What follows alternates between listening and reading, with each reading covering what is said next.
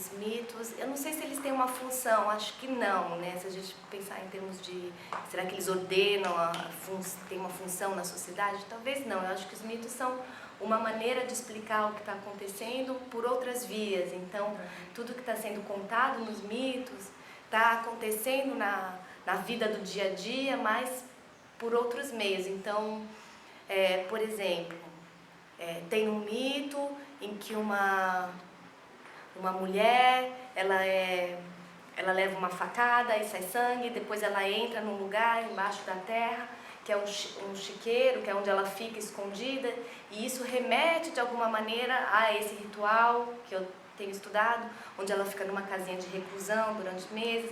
Então tudo que está sendo, o mito é mais uma linguagem, assim, do que, não é de jeito nenhum uma ficção, então não pode ser aparentado às lendas nesse sentido, ele seria realmente uma outra maneira de falar sobre as mesmas coisas, sobre uma realidade. Acho que seria mais isso a mitologia. E a gente consegue, através das conexões que são feitas nos mitos, a gente consegue ver qual linguagem está sendo feita. E daí, através dessa linguagem, a gente consegue entender relações no dia a dia das pessoas. E inversamente, né?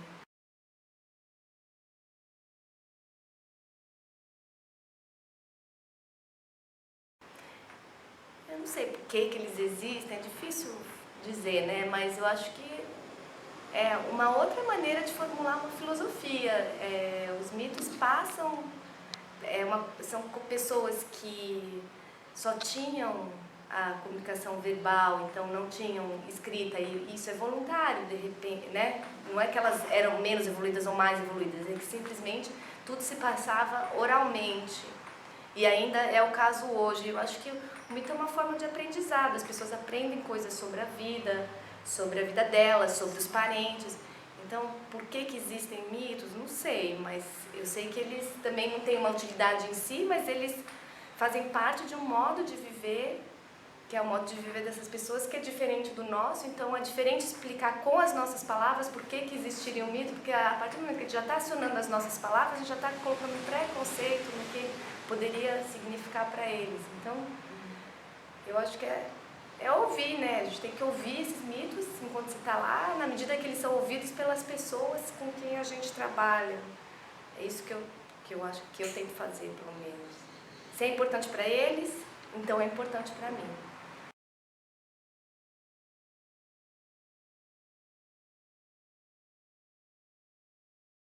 Cada povo tem a sua própria mitologia, então esses vários povos indígenas, cada um vai ter o seu né, conjunto de mitos que é específico a esse povo e que pode trocar, eles podem até aprender ou ser inspirado por mitos de outros povos vizinhos, mas eles desenvolvem seus próprios mitos, eles pensam os seus próprios mitos. Então, acho que a gente é muito inspirado pela mitologia grega, então a gente acha, né,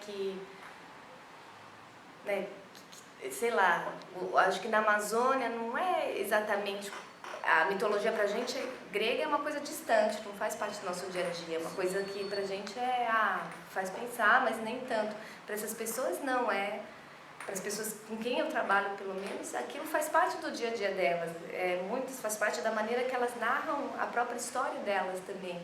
E faz parte da maneira como elas concebem o tempo, o espaço, por exemplo, também. O tempo, sobretudo, porque o que aconteceu no tempo do mito não necessariamente acabou. Existem, às vezes, tempos paralelos, o que cada vez mais eu tenho a impressão, e que não sou a única, e muitas pessoas que estudam a Amazônia dizem isso, é que o mito ainda está acontecendo nesse mesmo momento que aqui as coisas estão acontecendo. Então, e algumas pessoas podem passar de uma esfera a outra, tipo os xamãs, como conta o Davi Copenau no livro dele, A Queda do Céu.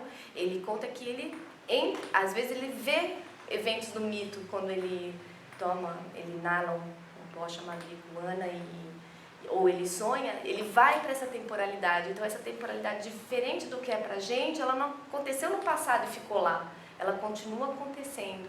Então é claro que nesse sentido ela é única àquele povo que está narrando ela, porque são os parentes dela, são pessoas que estão relacionadas àquelas pessoas que fazem parte dos mitos. Então ela, nesse sentido, é intransponível de uma sociedade para outra, na minha opinião. Ela é muito específica.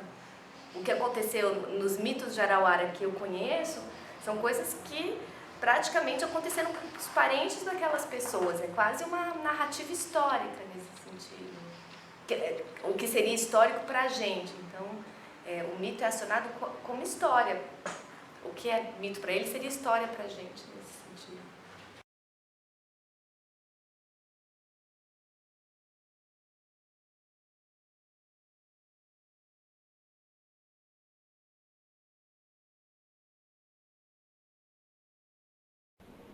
Na escola aqui a gente tem bastante introdução sobre isso, né? Dia do folclore, geralmente ali para junho, julho, sempre na escola tem alguma coisa relacionada a esse tipo de informação. Aqui em Manaus, especificamente no Amazonas, na verdade, festa junina é igual no Nordeste, né? Tem alguns eventos bem específicos de cidades que param para fazer arraiais, cidades que param para fazer eventos relacionados à festa junina. Só que a festa junina aqui não tem mais ou menos o mesmo sentido no Nordeste. É uma festa junina relacionada com as lendas indígenas, né? Algumas coisas específicas, ou de santos, tem sim, Santo Antônio, São João, São Pedro, mas também tem muito uma mescla disso com a cultura indígena. Então, por exemplo, Festival de Parintins, que é mais ou menos a coisa mais conhecida aqui no Amazonas com relação à cultura indígena. Tem todo ano, posso falar sobre isso um pouco mais na frente. Mas em junho, sim, a gente tem contato com essa lembrança, né, indígena na escola. Eu tive um primeiro contato na escola, eu fiz peças de teatro, pecinhas de folclore, coisas relacionadas a lendas amazônicas. Eu acho que eu fiz a lenda do Guaraná em algum momento na segunda série ou coisa assim. E sim, em casa eu tive uma certa iniciação, um certo contato com isso, porque sempre vinham pessoas do interior do Amazonas para trabalhar em casa, ou então para ficar uma temporada. Isso é muito comum aqui. Então, eu sempre tinha contato com outras pessoas de outros municípios que têm mais contato direto com essas lendas, né? Então, desde pequena, bem pequena mesmo, acho que com uns 6, 7, 8 anos, eu já tinha um pouco de contato com essa realidade.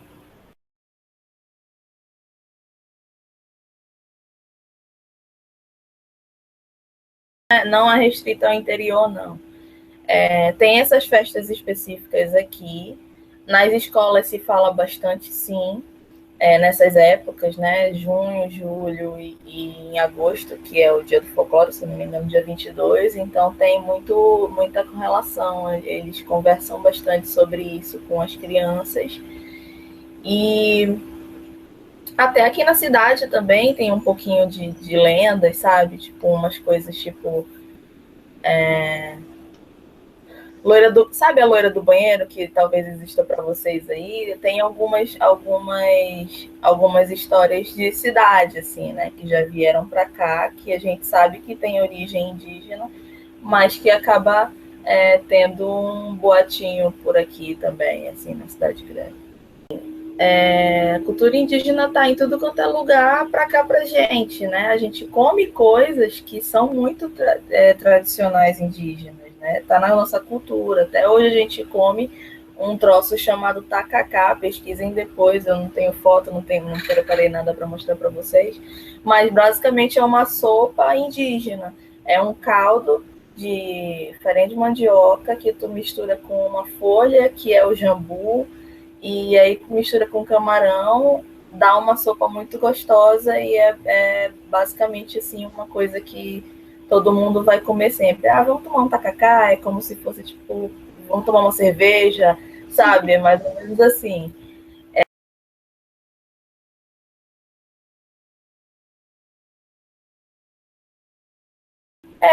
Eu não sei, não. Assim, especificamente não são coisas que a gente aqui consiga ter um registro específico de foi fulano de tal que criou, foi cicrano, surgiu nessa época. Tem a lenda do Boto, aqui tem a lenda da Cobra Grande, tem a lenda das Índias Guerreiras, né? Das Amazonas. Essa foi da época do desbravamento, né? O Amazonas, inclusive a cidade de Manaus fez ontem 347 anos, então vocês imaginam aí a quantidade de história que tem. Se o Brasil tem 500, para chegar até aqui foi uma luta, literalmente uma luta. E então essas lendas vêm dessa época, provavelmente 347 anos para mais. Não sei quem criou, provavelmente até onde eu sei, até onde eu estudei, né, são coisas muito específicas de algumas tribos indígenas. Existem várias tribos, não sei mensurar, né, existiram várias tribos nessa época e aí vem desde aí.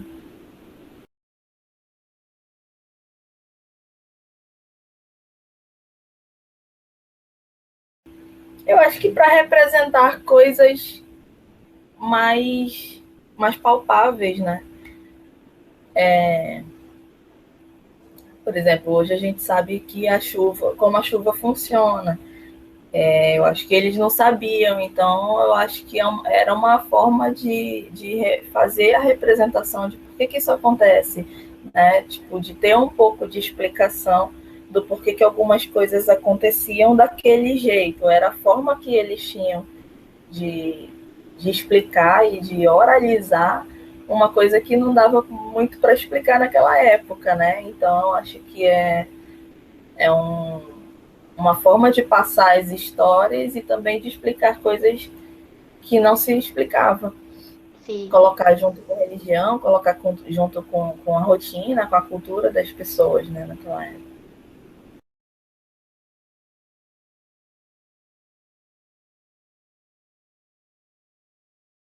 Eu não sei. Assim, eu acho que na época devia mudar, né? Porque imagina, vai chover, tem alguma coisa acontecendo no céu, tu não tem informação de nada, o céu de repente fica preto. Se ainda hoje a gente tipo, se assusta às vezes quando vai chover aqui, imagina, né? Sei lá, 400 anos atrás, ou muito mais, quando a chuva vinha e ninguém sabia de nada, né? Quando as pessoas ainda estavam tentando entender a natureza, as forças da natureza e tudo o que acontecia. Hoje, eu vou falar sobre uma lenda muito específica, um mito muito específico, que é do boto cor-de-rosa, do boto tokushi ou whatever, que é uma lenda de um rapaz que chega na aldeia, né? Geralmente uma pessoa de fora, um rapaz importante ou uma pessoa que chama atenção, um cara atraente, sempre muito bem vestido, e ele seduz as meninas, né? Seduz as moças, então sempre tem essa lenda de tipo, cuidado com o boto, né? Existe uma explicação mais ou menos para essa lenda, né? Para esse mito de que o boto, na verdade, obviamente é um cara normal e que foi uma lenda criada pelas mães ou pelos pais ou enfim pelos responsáveis das moças para poder as indígenas, as meninas tomarem cuidado com caras, né? Com abuso, com assédio, com esse tipo de coisa. Foi a forma que há muito tempo atrás, existem algumas pessoas que falam que o povoado e as pessoas mais velhas acabaram incitando para poder tipo, as meninas tomarem mais cuidado. Então, sim, se isso for verdade, que eu acredito que seja, porque aqui no norte esse tipo de situação é muito comum. Infelizmente, muito comum, né? Assédio contra menores, contra mulheres, não existe muito respeito, entendeu?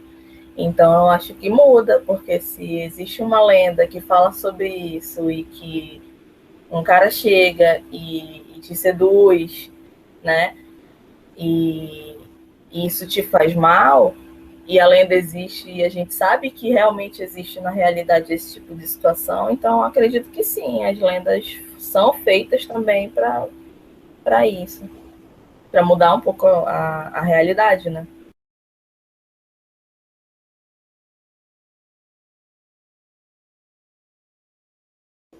É, acho que foi na segunda série, eu representei a lenda do Guaraná. A lenda do Guaraná é uma indiazinha que acho que ela morre de tristeza, é alguma coisa assim. É muito triste. E aí ela chora, chora, chora. Acho que a mãe dela chora bastante, alguma coisa assim. Aí pegam o olho dessa indígena, e plantam. E aí daquela plantação do olho nasce o pé do Guaraná. Se vocês forem dar uma pesquisada na frutinha do Guaraná, parece realmente um olhinho bem pretinho. Eu tive esse contato. Não lembro de muita coisa, para te falar a verdade, mas lembro que aconteceu. Aqui em Manaus, assim, se vocês vierem em Manaus, inclusive venham, tem um passeio turístico que é muito específico, muito, muito, muito específico, que é a visita a uma tribo indígena. Não vou falar que é uma tribo indígena isoladíssima, né? Não é, essa não é a realidade. São indígenas que estão conscientes que estão fazendo um trabalho de turismo, mas, enfim, que é regulamentada, é tudo certinho, mas ainda assim são pessoas que são mais indígenas do que eu, apesar dessa minha cara, né? Enfim, são mais indígenas. Então a gente chega no local e além de visitar, ver animais, ter contato com o rio, esse tipo de coisa, eles fazem uma apresentação, fazem uma dança de alguma lenda que eu também não me lembro agora, são muitas, eles vão falando durante o processo e é em uma linguagem indígena bem específica e é muito bonito, eles dançam, eles chamam a gente para dançar, é muito legal, assim, é um processo bem, bem gostoso de participar.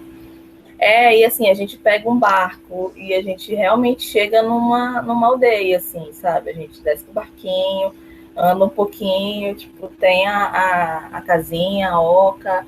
Apesar de eu saber que é turístico, mas assim, é muito legal, porque é uma proposta de fazer com que isso continue sendo vivo, né? Continue sendo orgânico, continue acontecendo criancinhas, sabe? Tipo, muito, muito pequenas, bebês índios, assim, participando. Então é muito legal, tipo, dar uma mexida, assim, sabe? Quando eles começam a tocar os tambores e as flautas, é tudo muito bonito, assim.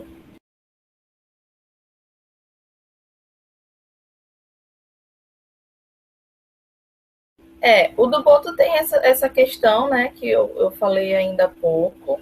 Eu acho que o Rio sabe essa história de Velho Chico, que tinha na Globo agora? É como se o Rio fosse um outro personagem. O Rio é personagem, né, das histórias e do cotidiano daqui. O Rio é a rua. Durante muito tempo, durante muito tempo não, hoje ainda, tipo, a gente só tem acesso a algumas cidades do interior do Amazonas com 7 dias de barco. Não existe aeroporto, não existe avião para chegar em algumas cidades. Então, imagina, o rio é o que traz tudo para aquela comunidade, traz as pessoas novas, traz a comida, às vezes, né, dependendo do que eles produzem lá ou não produzem, traz tudo. Então, o rio é um personagem, né? O rio faz parte do cotidiano, então não tem muito como tirar ele de algumas situações, então acho que é muito válido que ele esteja como um segundo, ou terceiro, ou quarto, ou principal personagem de algumas lendas. Faz sentido. O rio é isso aqui, né, no Amazonas. Ele é transporte, ele é acesso, ele é, ele é acesso. Ele é acesso. Então, muito provavelmente, a importância do rio nessas lendas é essa. Ele é um personagem principal. Oi, turma. Obrigada. E venham para Manaus, venham conhecer. Sim. Convidados.